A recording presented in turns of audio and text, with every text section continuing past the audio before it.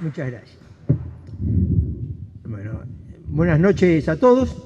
Para mí es un gran honor y un gran gusto que me hayan convocado para participar en este homenaje y agradezco tanto al Círculo Militar como a la Academia Argentina de la Historia, ¿no es cierto?, esta invitación a hablar, ¿no es cierto?, dos instituciones por las cuales tengo respeto y afecto. Y a mi amigo Delmiro Porcel, ¿no es cierto?, por haberme delegado como miembro de la Academia, ¿no es cierto?, el uso de la palabra. Bueno, un poco lo que Delmiro me dijo, bueno, vos vas a hacer un comentario sobre el después, ¿no es cierto? Y el después lo voy a separar en dos etapas. El después del Congreso y el después del Bicentenario, diríamos, ¿no? Es decir, en este punto, ¿no?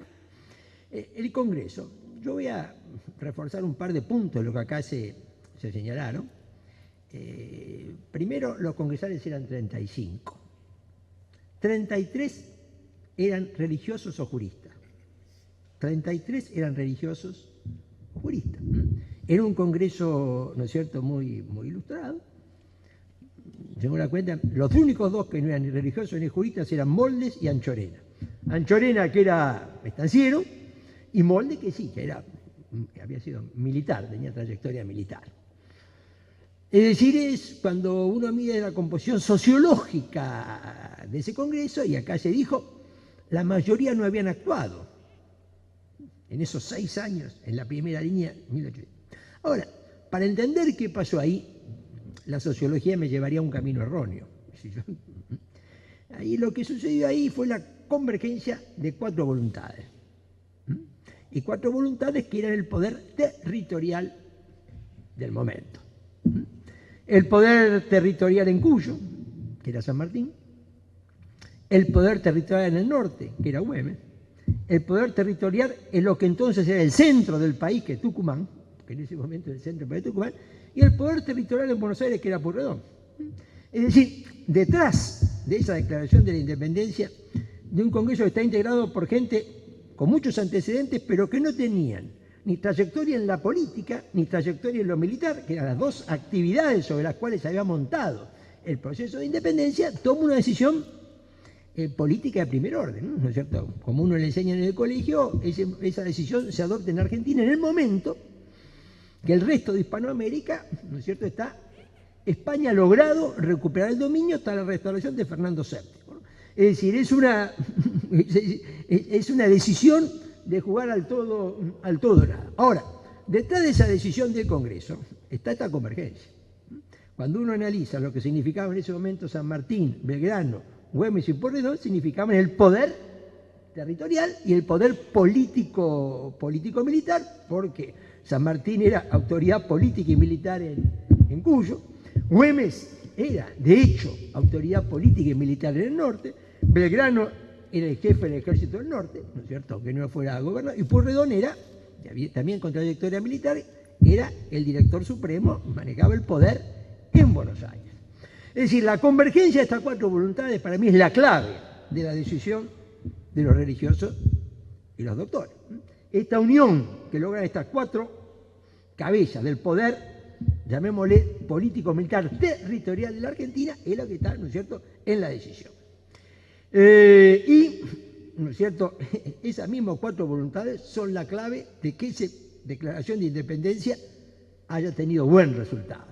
Porque la clave, ¿no es cierto?, de que esa declaración de independencia se trasuntara o derivara en la independencia real de la Argentina, derivó de la coordinación de estas 4 figuras entre 1816 y 1818.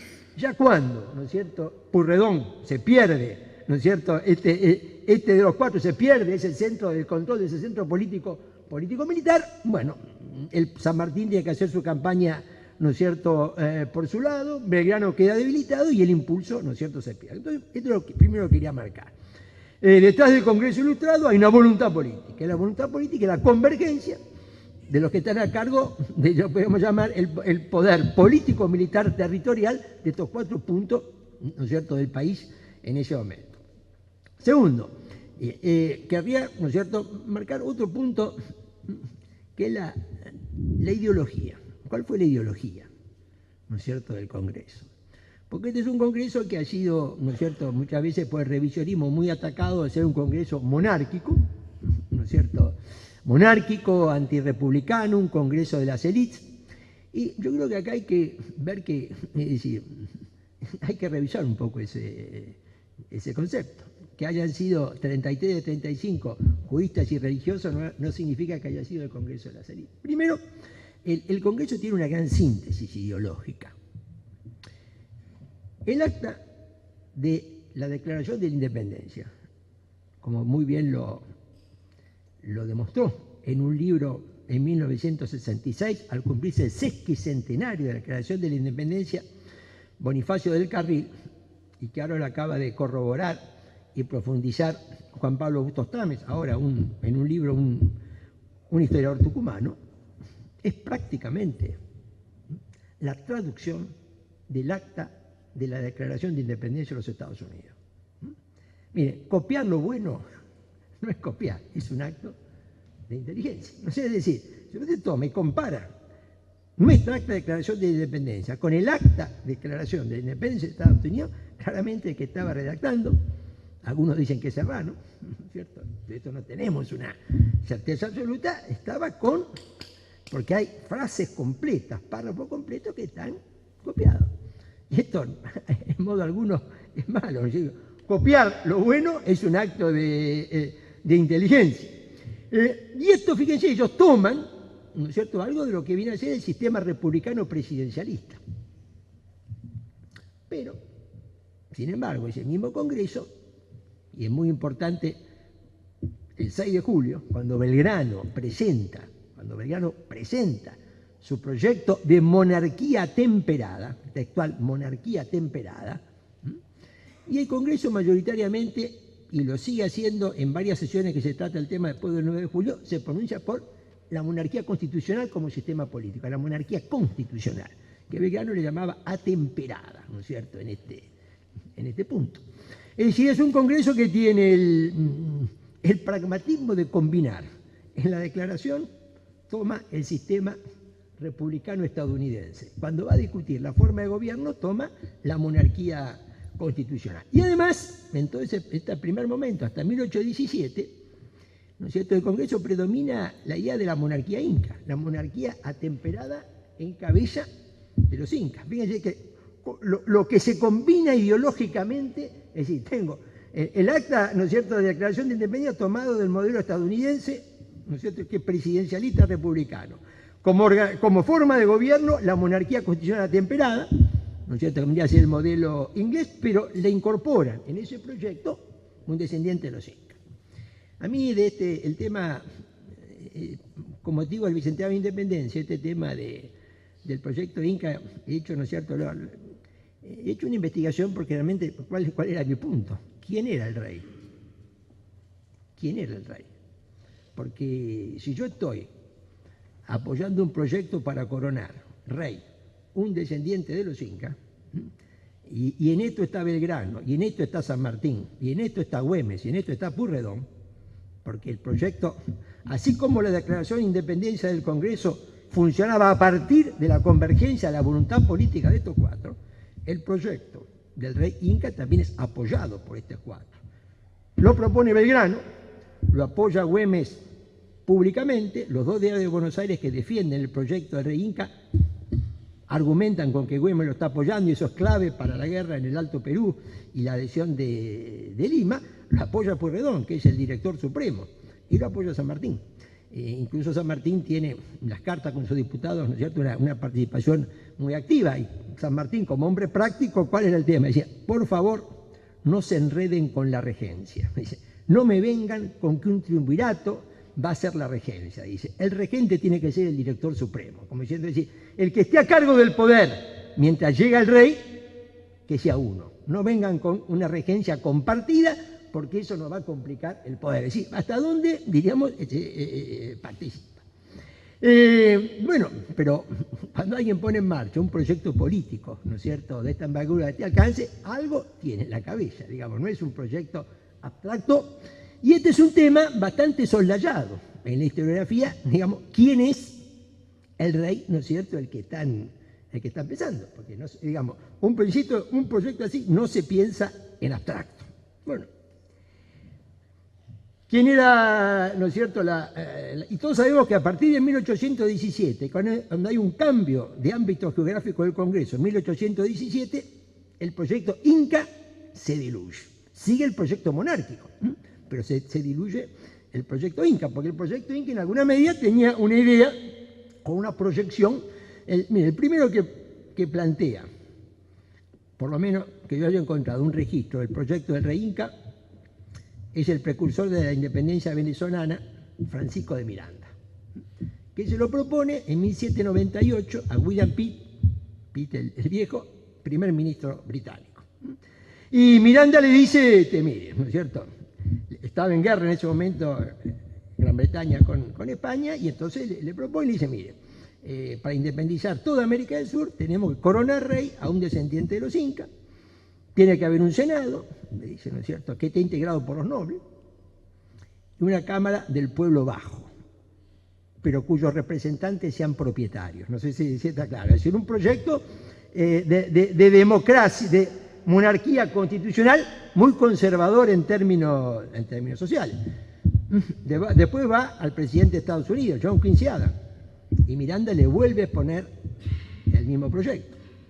Y donde le dice, mire, es decir, lo de Estados Unidos en Hispanoamérica no va a funcionar. Dice, mire lo que ha pasado con la Revolución Francesa. Dice, si nosotros entramos, le dice Miranda a Adams, en esto, y le vuelve a explicar ese mismo proyecto, y él le presenta a los dos, ¿no es cierto?, un esbozo de constitución de cómo se va a organizar. Es decir, esto tampoco aparece de un día para otro, ¿no es cierto?, en esta cuestión. Bueno, pero acá hay tres personajes que son los que han sido planteados como, ¿no es cierto?, como candidatos para rey. Cuando se hizo el sesquicentenario de la independencia, hace 50 años, un historiador, Ricardo Etchepare Borda, sostiene que el rey en que estaba pensando era el canónigo Manco Cápac, descendiente de los incas. Los españoles en el siglo XVIII habían optado por darle título de nobleza a los descendientes de los incas, para hacer lo que en sociología llamamos la cooptación. Y entonces era muy común que los descendientes de los incas, con ese título de nobleza, iban a España para pedir que se lo efectivicen, que hagan efectivo lo que significaba un título de nobleza en términos de tierra, en términos de beneficio, cosa que pocas veces conseguía, pero que algunas veces algo, ¿no es cierto?, conseguía. Y en 1805 llega con su padre, después canónigo Manco Cápac, a España, pasa por todas las logias liberales, ¿no es cierto?, de la España de la primera década del siglo XIX, y 1809 aparece de vuelta en Buenos Aires, va con Castelli al Alto Perú, adopta una actitud sumamente radicalizada junto con Castelli, de provocar, digamos, la sublevación social de los indios.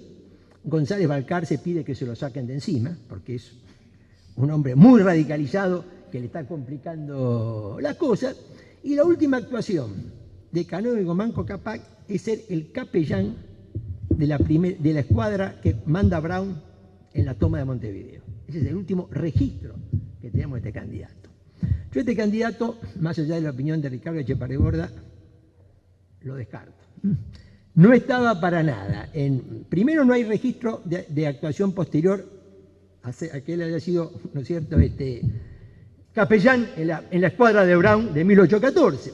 Pero segundo, estaba totalmente a contramano de lo que era el espíritu del Congreso de Tucumán, ¿no es cierto?, que era una monarquía, ¿no es cierto?, atemperada. Nunca iban a poner de rey a alguien con esa personalidad conflictiva, ¿no es cierto?, radicalizada.